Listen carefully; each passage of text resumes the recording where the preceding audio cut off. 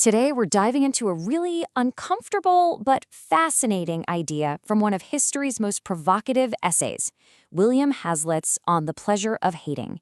We're about to take a good, hard look at a pretty dark corner of the human mind. So let's just start with a question that might make you squirm a little.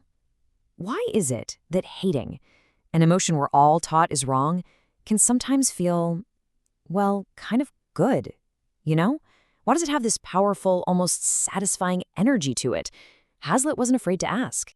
And to unpack this huge idea, Hazlitt doesn't start with some grand philosophical theory. Nope, he grounds his entire argument in something small, personal, and actually deeply relatable. It all begins with a spider. He tells this simple story about his totally irrational hatred for a spider in his room.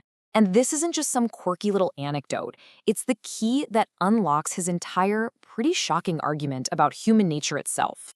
What's so amazing here is his brutal honesty.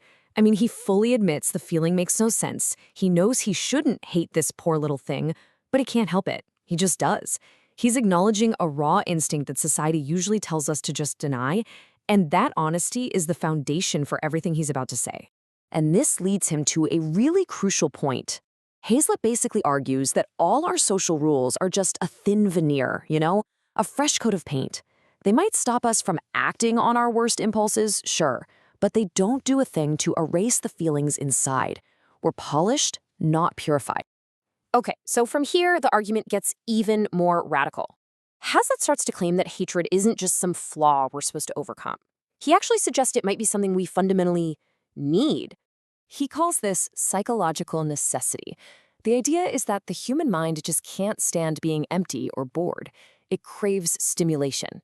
And let's be real, few things provide a more potent, energetic jolt than a powerful emotion like hatred. But why would we crave something so negative? Well, according to Hazlitt, it's because it's functional. It serves a purpose. Hatred provides energy. It creates drama. It gives us a target, a conflict, a story to follow. Pure goodness can sometimes become this kind of dull, quiet background noise. But hostility, that gives the mind something sharp and exciting to really focus on. And this is the central conflict Hazlitt keeps coming back to. On one side, you've got our civilized behavior, our manners, our rules, our restraint. And on the other, you've got our raw inner instinct, hostility, aversion, and what he famously calls the wild beast that lives inside all of us, just waiting.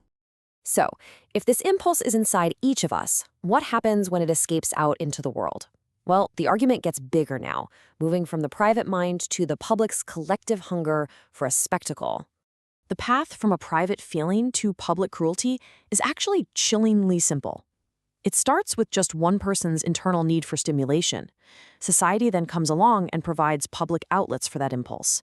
And the inevitable result? A shared spectacle of cruelty and conflict. I mean, history is just filled with examples. Public executions weren't just punishments. They were mass entertainment. Witch hunts, religious persecution, bitter political rivalries. Hazlitt saw all of these as public arenas built to feed our collective hunger for cruelty. So what happens in a more modern world, where public executions are a thing of the past? Does that impulse just disappear? Hazlitt's answer is a definite no. It just finds a new place to play. As our societies become less physically violent, that raw impulse for hostility doesn't just vanish into thin air. It simply migrates into safer, more abstract spaces. It moves out of the public square and right into our own imagination. We may not burn people at the stake anymore, but we'll eagerly consume stories about it. We might not engage in open persecution, but we definitely demonize others symbolically. Our books, our news, our entertainment, they all become these socially acceptable cages where that wild beast gets to be temporarily released. This brings us to the final and, I think, the most crucial part of the whole essay. See, this isn't just an observation of history. It's an act of forcing us, the readers, to look in the mirror.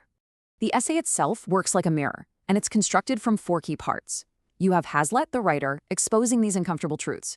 You have the text itself, arguing through powerful imagery. There's the context, which explains how hatred adopts over time. And finally, there's you, the reader. You're the one who completes the picture through your own self-reflection. And that is the ultimate takeaway. The point isn't to look back at history and feel all superior about how far we've come. The point is to read about the spider and the witch hunts, and that hunger for cruelty, and to see little flickers of those exact same impulses inside ourselves.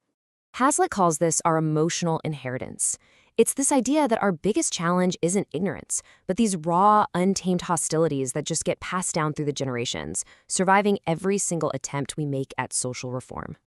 And this leaves us with a final, really profound question. We spend our lives polishing our manners, building better societies, but can any of it ever truly tame the wild beast within? Can we ever truly escape the pleasure of hating?